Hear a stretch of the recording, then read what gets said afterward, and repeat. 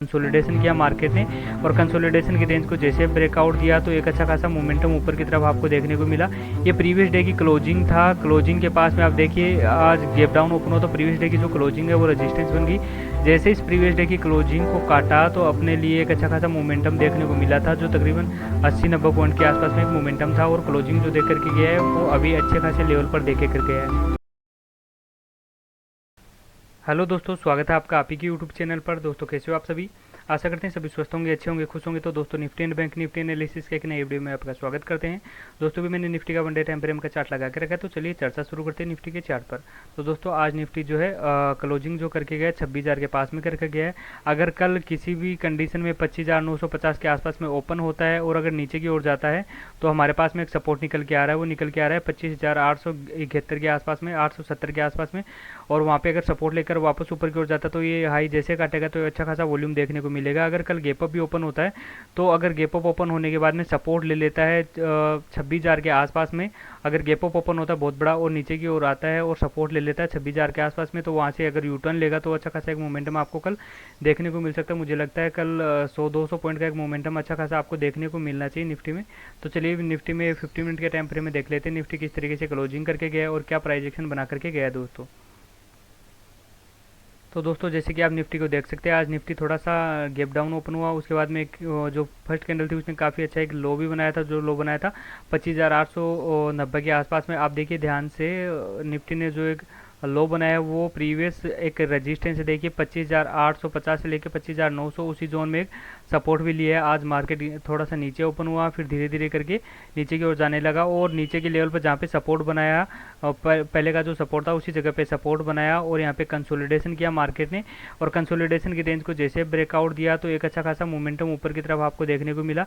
ये previous day की closing था। क्लोजिंग के पास में आप देखिए आज गैप डाउन ओपन हो तो प्रीवियस डे की जो क्लोजिंग है वो रेजिस्टेंस बन गई।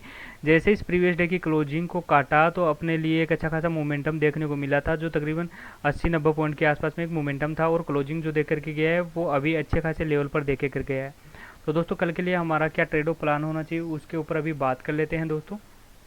तो दोस्तों अगर कल निफ्टी ओपन होता है 26,130 से 26,030 से लेकर 25,950 के आसपास में इस जोन में ओपन होता है। ओपन होने के बाद में कंसोलिडेशन करने के जैसे ही रेंज का ब्रेकआउट देता है तो हमें अच्छा खासा एक मोमेंटम देखने को मिल सकता है कॉल साइड में, जो हमें 50 से 100 पॉइंट के आसपास में देखने को मिल सकता है। अगर इस रेंज में ओपन होने के बाद में कंसोलिडेशन करने के बाद में जैसे नीचे की ओर काटता है तो हमें पुट की तरफ पोजीशन बाय नहीं कर लेनी है, क्योंकि यहाँ पे देखिए आप मल्टीपल टाइम यहाँ पे सपोर्ट लिया तो यहाँ पे हमारा ट्रेपिंग का चांसेस बढ़ सकते हैं। तो पुट की पोजीशन हम तभी बाय करेंगे जब 25,900 के नीचे कोई कैंडल क्लोज करे, तब जाके हम पुट की तरफ पोजीशन बाय करेंगे। हमारे लिए हो सकता है यहाँ पे एक सपोर्ट वापस से निकल के आए 25,950 के आसपास में। अगर इस जोन पे अगर गैप डाउन ओपन हो गया और कंसोलिडेशन करने के बाद में ऊपर की ओर जाता है तो हमें फिर 26,000 का लेवल देखने को मिल सकते हैं। 26,000 और 26,050 का लेवल देखने को मिल सकता है। तो हमें क्लियर कट रखना है, अगर इस रेंज में ओपन होने के बाद में ब्रेकआउट देता है तो ऊपर की ओर जाने की कोशिश करेगा मार्केट। अगर इस जोन में नीचे की ओर थोड़ा सा गैप डाउन ओपन होने की कोशिश करता है market, 50-60 point gap down open होने के बाद में ब्रेकडाउन नीचे की ओर देता है तो हम पुट साइड में एक बाय करेंगे, जो हमें फिर 25,900 के आसपास में या 900 से 850 के आसपास में लेके आ सकता है। तो दोस्तों अगर बहुत बड़ा गैप अप ओपन हो गया तो हमें प्राइजेक्शन देखना है। अगर गैप डाउन बहुत बड़ा हो गया तो हम प्राइजेक्शन देखेंगे। अगर इस लेवल के नीचे गैप डाउन ओपन हो गया तो फिर प्राइजेक्शन देखेंगे, वरना हमारे लिए क्या आइडल प्लान रहेगा, इस जोन में ओपन हो ब्रेकआउट दे तो हम कॉल साइड में जाएंगे दोस्तों। तो चलिए भी बैंक निफ्टी की तरफ चलते हैं, देखते हैं बैंक निफ्टी किस तरीके से क्लोजिंग करके गया दोस्तों। तो दोस्तों जैसे कि आप देख सकते हो बैंक निफ्टी ने आज एक लो बनाया था तकरीबन 50,780 के आसपास में एक लो बनाया था। उस लो के बाद में अच्छी खासी एक रिकवरी भी बैंक निफ्टी में आपको देखने को मिली है, पर वो रिकवरी जो थी वो पहली ही कैंडल में अच्छी खासी एक रिकवरी हो गई थी। 5 मिनट की कैंडल देखोगे तो पहली कैंडल में अच्छी खासी रिकवरी हो गई थी, उसके बाद में मार्केट साइडवेज होता चला गया था। अब जैसे अगर मार्केट 54,250 के ऊपर क्लोज कर देता है तो हमें एक अच्छा खासा मोमेंटम देखने को मिलेगा अपसाइड में। तो फिर हमें 700-800 पॉइंट का एक अच्छा खासा मोमेंटम कल की डेट में देखने को मिल सकता है।